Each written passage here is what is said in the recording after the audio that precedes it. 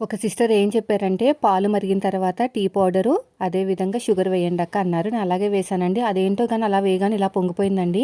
అసలు నేను కంట్రోల్ చేయలేకపోయాను.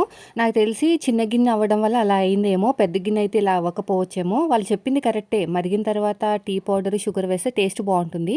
కానీ ఇది పచ్చి పాలు కాదనమాట. ఆల్రెడీ వేడి చేసిన పాలే ఫ్రిడ్జ్‌లో పెట్టాను. నేను ఇంకా నెక్స్ట్ డే మీగడ తీసేసి టీ పెడతాననమాట. ఆ విషయం తెలుసో లేదో వాళ్ళకి తెలీదు గానీ, సో ఈ టిప్ అయితే బానే ఉంటది టేస్ట్ పరంగా చూస్తే. కానీ నాకున్న గిన్నెకి సెట్ అవ్వలేదనమాట. ఇదంతా కూడా పొద్దున్నే మొత్తం కూడా గ్యాస్ అయితే పాడైపోయిందండి. అంటే నీట్‌గా చేసుకున్నాను ముందు రోజే అంతా క్లీనింగ్. సో సరే చెప్పేసి ఇంకా ఇది టీ కాసేసిన తర్వాత మళ్ళీ అదంతా క్లీన్ చేసుకున్నాను. కొన్నిసార్లు టిప్స్ అనేవి చాలా బావుంటాయి గానీ, మనకి వర్కౌట్ అవ్వవు.